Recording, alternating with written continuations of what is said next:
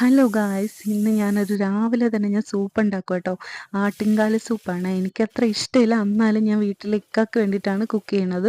അപ്പോൾ ഞാൻ അതിന് ആവശ്യമായിട്ടുള്ള പൊടികളൊക്കെ ഇട്ട് മുളക് പൊടി, മഞ്ഞൾപ്പൊടി, ഗരം മസാല, കുരുമുളക് പൊടി എല്ലാം ഇട്ട് മിക്സ് ചെയ്ത് സെറ്റൊക്കെ എടുത്തിട്ടുണ്ട്. അതിന് ശേഷം ചെറിയുള്ളിയും പച്ചമുളകും എല്ലാം ഇട്ടിട്ടുണ്ട്. പിന്നെ കുറച്ച് മല്ലിയിലയും കറിവേപ്പിലൊക്കെ ഇട്ട് റെഡിയാക്കി എടുത്ത് അതിൻ്റെ കൂടെ ആടിൻ്റെ കാലും ഇട്ട് ഇളക്കി സെറ്റൊക്കെ എടുത്തു. കുഴപ്പമില്ലായിരുന്നു, നല്ല ടേസ്റ്റ് ഉണ്ടായിരുന്നു. അപ്പോൾ അതിന് ശേഷം പിന്നെ ഞങ്ങൾ വേഗം അടുത്ത പരിപാടികളുണ്ട്. ഇന്ന് പുറത്ത് പോകാൻ വേണ്ടി ഇരിക്കുകയാണ്.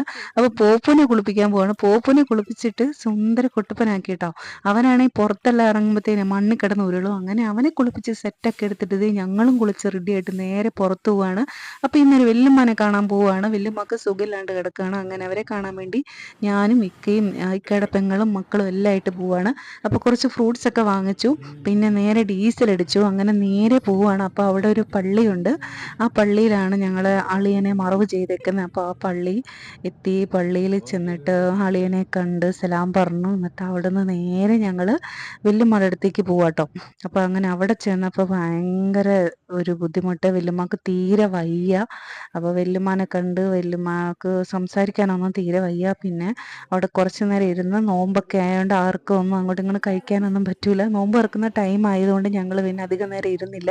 അങ്ങനെ അവരുടെ അടുത്ത് യാത്രയൊക്കെ പറഞ്ഞിട്ട് ഞങ്ങൾ നേരെ തിരിച്ച് വന്ന് അവരെ ഇത്താനെ അവരെ എല്ലാം അവരവരെ വീടുകളിലാക്കിയിട്ട് ഞങ്ങൾ നേരെ ഞങ്ങളുടെ വീട്ടിലേക്ക് എത്തി. അപ്പം അത്രയും